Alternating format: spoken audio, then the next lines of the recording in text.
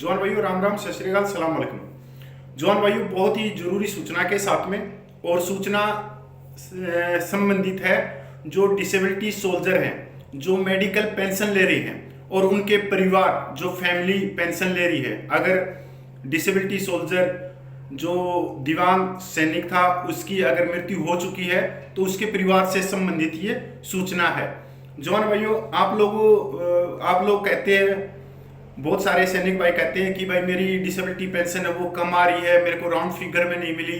मेरे को कोई वकील बताओ, या वो वकील के माध्यम से कोर्ट में चले जाते हैं अपनी पेंशन को ठीक करवाने के लिए। जबकि आपको इस डिसेबिलिटी पेंशन को ठीक करवाने के लिए किसी वकील की सहायता की जरूरत नहीं है और न ही उसको लाखों रुपया फीस देने की जरूरत है। इसके ऊपर मैं पहले भी एक वीडियो निकाल चुका हूं, 2-3 साल पहले ही। वो वीडियो फेसबुक पे या दूसरे यूट्यूब चैनलों पे होगा। बहुत सारे सैनिक भाइयों ने उस वीडियो पे संज्ञान भी लिया और अपनी पेंशन से संबंधित जो उसकी कमी थी वो पूरी भी करवाई। जवान भाइयों, मेरे पास में 2 लेटर हैं, दोनों ही भारत सरकार के हैं, रक्षा मंत्रालय के हैं। और एक लेटर अभी 30 दिसंबर 2021 का है, जो अभिलेख कार्यालय है जो सेना के, उन्होंने जिला सैनिक बोर्ड, जिला सैनिक कल्याण विभागों को चिट्ठी लिखी है कि अगर आप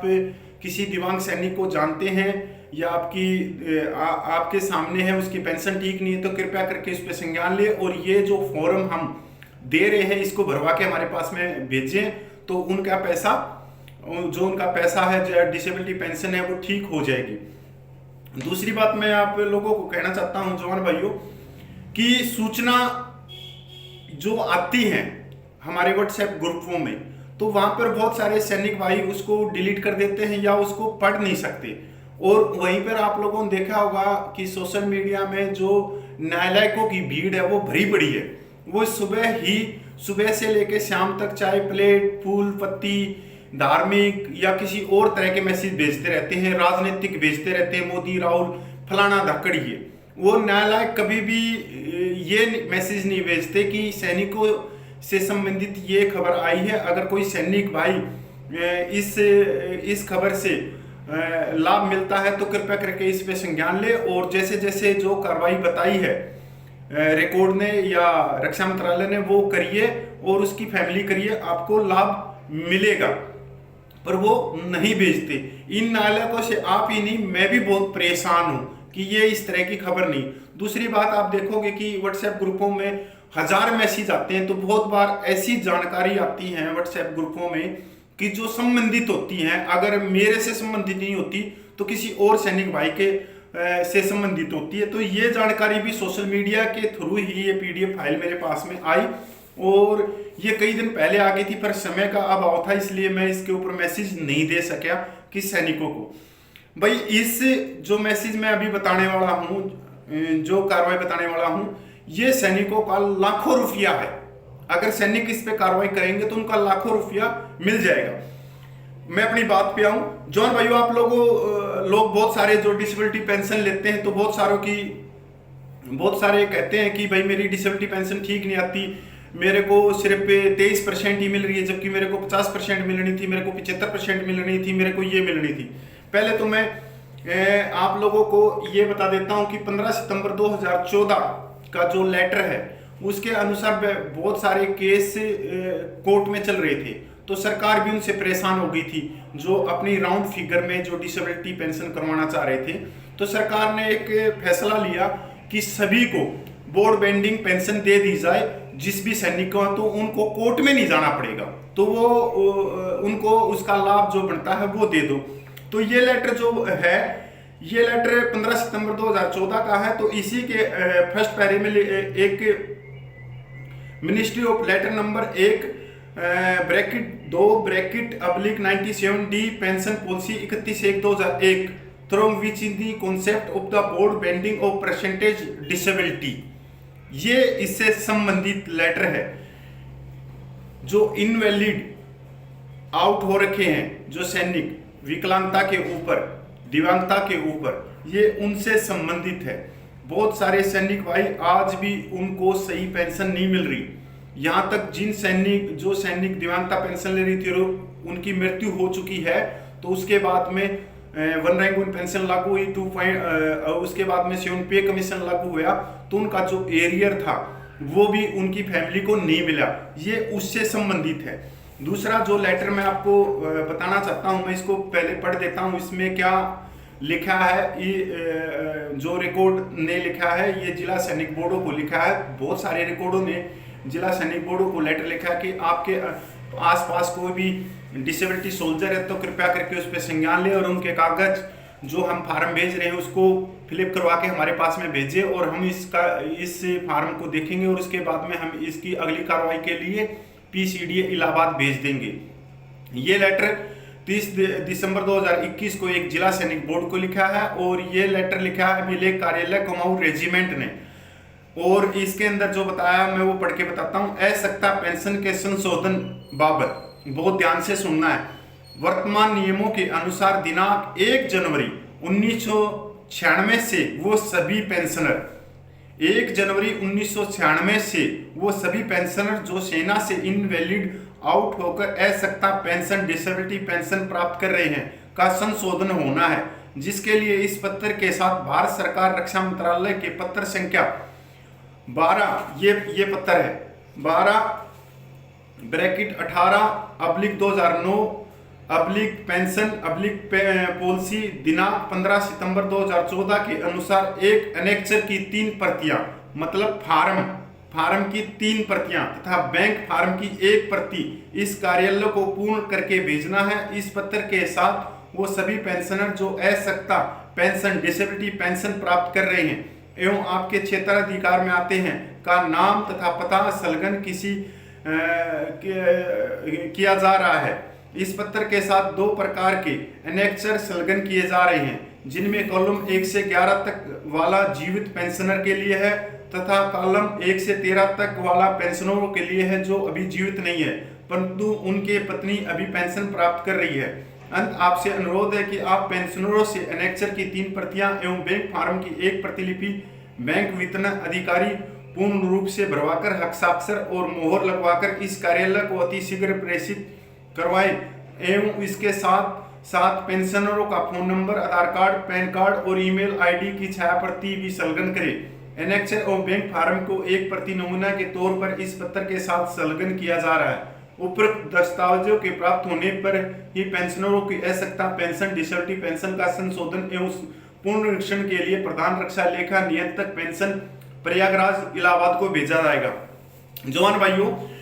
ये संबंधित है जिनकी राउंड फिगर नहीं आई, जिनकी बोर्ड बेंडिंग में नहीं पेंशन हुई या उसकी पेंशन कम आ रही है, या जो विकलांग सैनिक था, दिव्यांग सैनिक था जो मेडिकल पेंशन ले रहा था उसकी मृत्यु हो गई और उसकी पत्नी को अभी तक कोई एरियर नहीं मिला है पिछले सालों का, तो उस एरियर से संबंधित है कि आप अगर ये फॉर्म भर के और अपने जिला सैनिक बोर्ड से, जिला कल्याण बोर्ड से आप इसके ऊपर स्टैंप लगवा के अपने रिकॉर्ड को भेजते हैं तो वो अगली कार्रवाई के लिए इलाहाबाद भेज देंगे और आपकी पेंशन जो कमी है, जो गलत है, तो वो ठीक हो जाएगी और पुराना एरियर भी मिलेगा। ये मैं आता हूँ असली बात पे कि भाई बहुत सारे हमारे जो दिव्यांग सोल्जर थे उनकी मृत्यु हो गई और उनकी फैमिलियों को नहीं पता, क्योंकि जो हमारे जो सैनिक है वो ग्रामीण क्षेत्रों से हैं और बहुत सारी जगह ऐसी हैं जैसे राजस्थान है, यूपी है, भाई अपने उत्तराखंड है, पहाड़ी इलाका है या झारखंड है, तो वो वहाँ कनेक्टिविटी नहीं है, नेट नहीं है, परिवहन के साधन नहीं है और फैमिली इतनी पढ़ी लिखी नहीं है कि उनको इस बारे में ज़्यादा ज्ञान हो। तो मेरा ये भी है कि जितने भी सैनिक भाई हैं जो पढ़े लिखे हैं, जो संस्थाएं चला रहे हैं सैनिकों की, अगर उनके आसपास में कोई भी दिव्यांग सोल्जर है तो वो उसको कृपया करके बताए, उसकी फैमिली को बताए कि आपका ये पैसा है और ये पैसा आपका मिलेगा, सिर्फ आपको इस फॉर्म को भर के अपने रिकॉर्ड में भेजना है। जवान भाइयों, मैं ये दोनों ही लेटर डिस्क्रिप्शन में डाउनलोड कर दूंगा, वहां से आप इसको डाउनलोड करके और जो इसके अंदर मांगे गए कागजात हैं उनको संलग्न करके और अपने जिला सैनिक बोर्ड से स्टैंप लगवाकर अपने रिकॉर्ड को भेज दीजिए, आपकी पेंशन ठीक हो जाएगी। दूसरी बात, बहुत सारे सैनिक भाई इसी पेंशन को ठीक करवाने के लिए कोर्ट कचहरी का रुख करते हैं और वहां पर जो वकील साहिबान हैं वो उनसे 50-50, 70-70 हज़ार रुपये ले लेते हैं, जबकि जबकि भारत सरकार ने ये किया है कि केसों की जो बढ़त आई थी, जो केस हो गए थे बोर्ड बेंडिंग के लिए, उनको उन सभी पेंशनरों को इसका लाभ दे दिया, जिससे वो केस ना करे और न्यायालय पर उस केसों का बोझ ना पड़े। पर अभी ये जो हम किसी वकील के पास जाते हैं तो वो भी एप्लीकेशन लिखता है, जो एप्लीकेशन रिकॉर्ड और सेना मुख्यालय या रक्षा मंत्रालय आप लोगों को बोलता है कि हमारे पास में भेजो, वही एप्लीकेशन वो भेजता है अपने द्वारा और आपसे ले लेता है वो 50,000 रुपये एक एप्लीकेशन लिखने के। तो आप लोगों को खुद ये भेजनी है और खुद इसका एरियर का भुगतान करना है अगर किसी की पेंशन गलत है। दूसरी एक और बात है कि ये कोई कम सोल्जर नहीं है, ये तकरीबन जो दिव्यांग सोल्जर हैं जो मेडिकल पेंशन ले रहे हैं वो करीब करीब 5 लाख से ऊपर हैं और अभी तक बहुत सारे सैनिकों को, उनकी फैमिलियों को 1 रैंक 1 पेंशन का या जो 7 पे कमीशन आया था उसके अनुसार उनकी मेडिकल पेंशन वही चल रही है जो पहले उनको जब वो लेके आए थे। जबकि भारत सरकार ने जो पेंशन है, अगर कोई सैनिक 20% मेडिकल बोर्ड से आया है तो उसको मिलनी चाहिए आज इस समय 50%। और अगर कोई सैनिक 49 से ऊपर डिसेबिलिटी है तो उसको मिलनी चाहिए 75%। अगर कोई 75% से ऊपर है तो उसको मिलनी चाहिए 100% डिसेबिलिटी पेंशन। यही है। अगर इससे आप कम ले रहे हो तो आप अपने कृपया करके इन कागजातों को डाउनलोड करो और अपने जिला सैनिक बोर्ड से इस पे स्टैंप लगा कर इसको भेजो। ये जानकारी इसलिए है कि भाई ये मेरे पास में सोशल मीडिया से ये मेरे पास में घूमते घूमते ये कागज आए और मैं पिछले 5-6 दिन से सोच रहा था कि यार मैं इसके ऊपर